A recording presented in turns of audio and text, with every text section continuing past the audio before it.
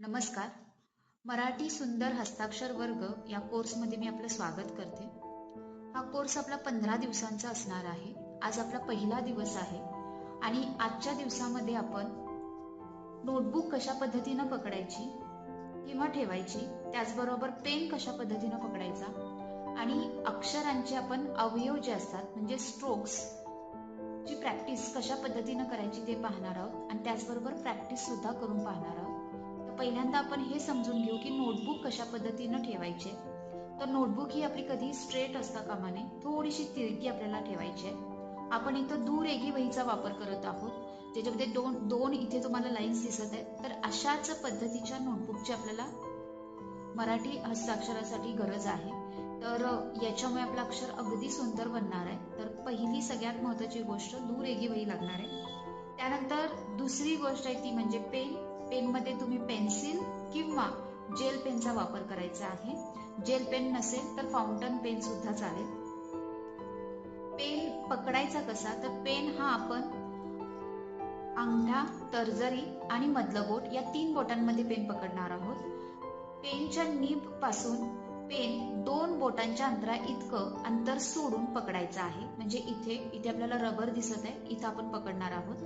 आपलं जे मधलं बोट आहे त्याच्यावरती आपण पेन ठेवणार आहोत. अशा पद्धतीनं खाली सपोर्ट हा आपला मधल्या बोटाचा देणार आहोत आणि ही जी 2 बोट आहेत आपली ती वरती राहणार आहेत आणि ही पॅरलल असणार आहेत. तर अशा पद्धतीनं आपल्याला पेन पकडायचा आहे. आता आपण पेनचं जे टोपण आहे ते शक्यतो पेनच्या पाठीमागे लावायचं नाहीये, जेणेकरून पेन हलका राहील आणि लिहिण्यासाठी त्रास होणार नाही. त्यामुळे टोपण हे साईडला आपण ठेवू. आता पहिल्यांदा आपण मराठी हस्ताक्षर आपलं सुंदर करण्यासाठी सगळ्यात महत्वाची पहिली जी गोष्ट येते ती म्हणजे अक्षरांचे स्ट्रोक्स. तर त्याची आपण प्रॅक्टिस करणार आहोत. आपले स्ट्रोक्स छान झाले तर आपल्याला अक्षर ऑटोमॅटिकली छान बनणार आहे. तर सुरुवात करू आपण आपल्या पहिल्या स्ट्रोक पासून. तर अक्षरांच्या अवयवामध्ये पहिला जो स्ट्रोक येतो, पहिला जो अवयव आहे अक्षरांचा तो आहे उभ्या रेषा.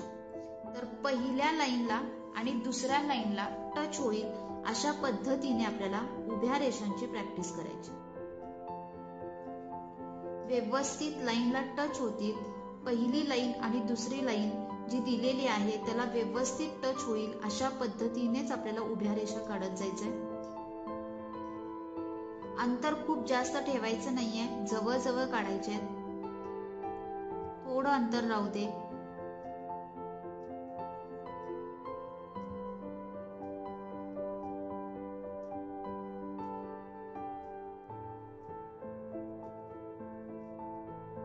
हा जो स्ट्रोक आहे हा बऱ्याच अक्षरांमध्ये आपण वापरतो.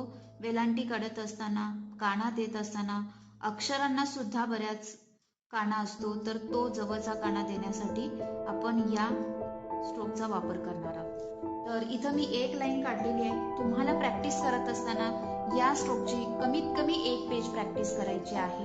याच्यामुळे तुमचा हा स्ट्रोक परफेक्ट होईल आणि अक्षर लिहित असताना तो व्यवस्थित पद्धतीने काढला जाईल आणि अक्षर सुद्धा सुंदर बनेल.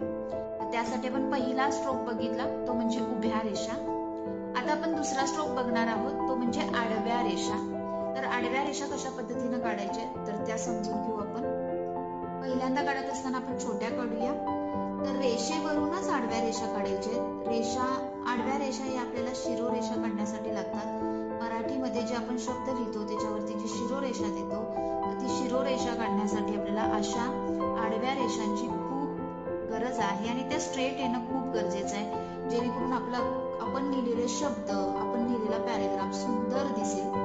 त्यासाठी आपल्याला अशा पद्धतीच्या शिरोरेषांची, आडव्या रेषांची प्रॅक्टिस करायची. पहिल्यांदा आपण छोट्या काढायच्या. छोट्या काढल्यानंतर त्याची प्रॅक्टिस झाली की थोड्याशा त्या आपल्याला मोठ्या काढायचे. म्हणजे आपण जर एखादे शब्द मोठे लिहिले तर त्यावेळेस आपल्याला ते लिहिणं सोपं जावं, यासाठी आपण मोठ्या सुद्धा रेषांची प्रॅक्टिस करणं गरजेचं आहे. अंतर खूप जास्त न ठेवता मी या आडव्या रेषा काढलेल्या आहेत.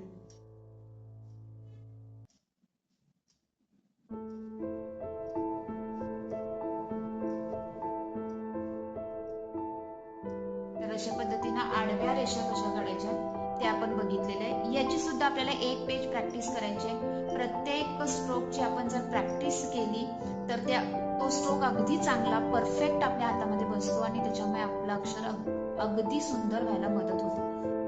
त्यानंतर आपण तिसरा स्ट्रोक बघणार आहे, तो म्हणजे तिरक्या रेषा. तर स्लॅन्टिंग लाईन अशा तिरक्या काढायच्या ज्या डाव्या बाजूला झुकलेल्या आहेत.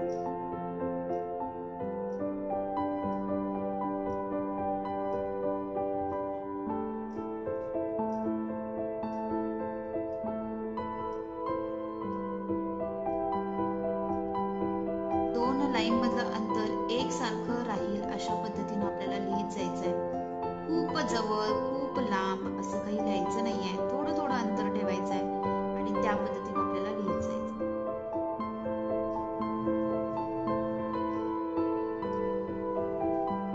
तर या आपण तिरक्या रेषांची प्रॅक्टिस बघितली. या सुद्धा स्ट्रोकची आपल्याला एक पेज प्रॅक्टिस करायची जेणेकरून हा स्ट्रोक अगदी व्यवस्थित हातात बसेल आपल्या.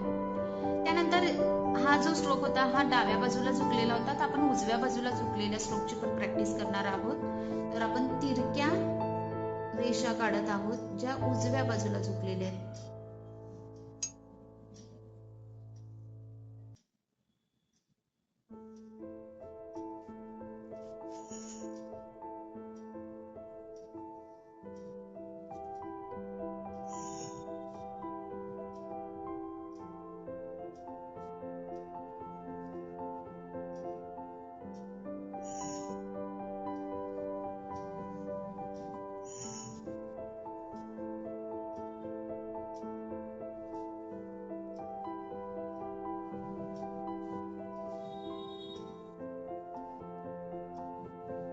तर अशा पद्धतीने मी तिरक्या रेषांची सुद्धा इथं एक लाईन काढून दाखवलेली आहे कशा पद्धतीने आपल्याला काढायचे. तर या पण लाईनची आपल्याला एक पेज प्रॅक्टिस करायची आहे. प्रत्येक पेजवरती आपल्याला एक स्ट्रोक लिहायचा आहे आणि त्याच्याखाली त्याची आपल्याला प्रॅक्टिस करायची आहे.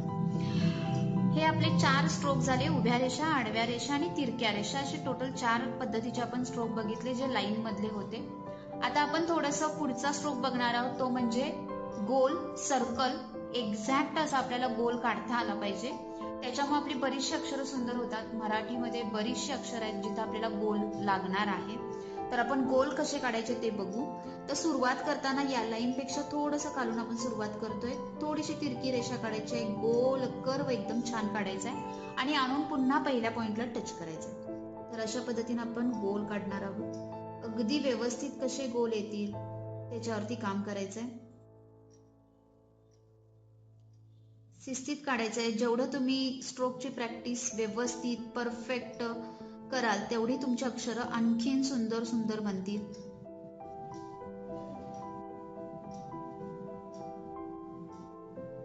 दोन लाईनला व्यवस्थित टच करून आपल्याला हे स्ट्रोक काढायचे आहेत. लाईनच्या खाली सुद्धा जाऊ द्यायचं नाहीये किंवा अंतराळी सुद्धा राहता कामा नये अक्षर किंवा तो स्ट्रोक. तर त्यासाठी आपल्याला बरोबर दोन्ही लाईनला टच करून हा स्ट्रोक काढायचा आहे. तर इथं आपण गोल काढलेले आहेत. गोल हे बऱ्याच अक्षरांमध्ये लागतात, जसं की आपण क काढतो, ल काढतो, व, ब याच्यामध्ये आपण गोल आहे त्याचाच अर्ध गोल वापरत असतो. तर त्यामुळे आपल्याला त्या गोलांची प्रॅक्टिस येणं जास्त गरजेचे आहे. तर त्यासाठी मी इथं हा स्ट्रोक घेतलेला आहे. या स्ट्रोकची सुद्धा आपल्याला एक पेज प्रॅक्टिस व्यवस्थित करायची आहे. जितके सुंदर सुंदर येतील स्ट्रोक आपले तितकं अक्षर सुंदर सुंदर बनत जाणार आहे. आता या स्ट्रोक नंतर आपण पुढचा स्ट्रोक बघतोय, तो म्हणजे अर्ध गोल. तर अर्ध गोल हा आपण दोन पद्धतीचा बघणार आहे.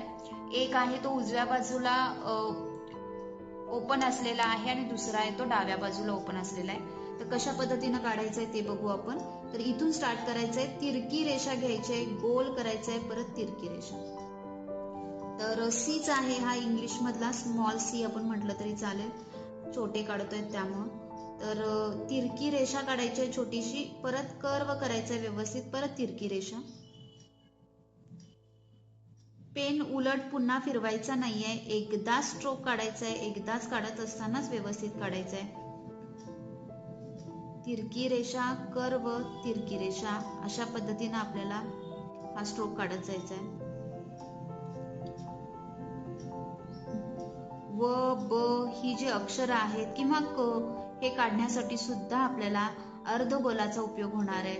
तर गोल आपण पहिल्यांदा काढायला शिकलो आहोत, आता अर्ध गोल काढलेला आहे. म्हणजे जो गोल काढला त्याला आपण अर्धाच कट केलेला आहे.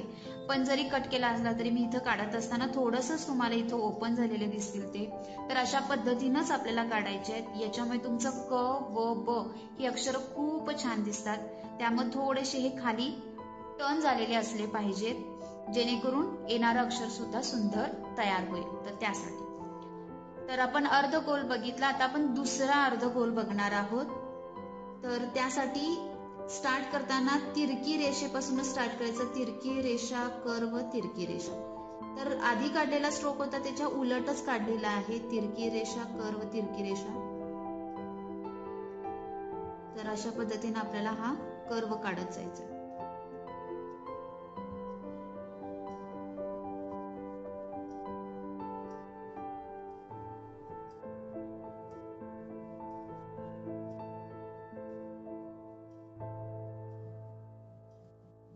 खूप लांब नाही, खूप जवळ नाही, थोडं अंतर ठेवायचं आहे. एका स्ट्रोक इतकं अंतर ठेवायचं आहे आणि पुढचा स्ट्रोक काढायचा आहे, जेणेकरून ते सुटसुटीत दिसतील आणि सुरेख दिसतील.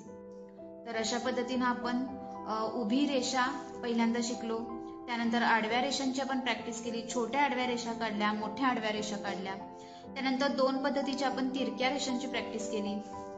पूर्ण गोल बघितला आपण. अर्ध गोल मध्ये 2 प्रकार बघितले आपण. आणि अशा पद्धतीनं आपण हा प्रत्येक स्ट्रोक समजून घेतला आणि त्या पद्धतीनं त्याची प्रॅक्टिस केलेली आहे. तुम्हाला याची प्रत्येक स्ट्रोकची एक पेज प्रॅक्टिस करायची आहे. ही आपण जर प्रॅक्टिस जितकी जास्त करू तितकं अक्षर आपलं सुंदर होण्यासाठी खूप मदत होणार आहे. तर त्यामुळे ही प्रॅक्टिस करायला आपल्याला विसरायचं नाहीये. तर आजच्या सेशनमध्ये इतकंच. धन्यवाद.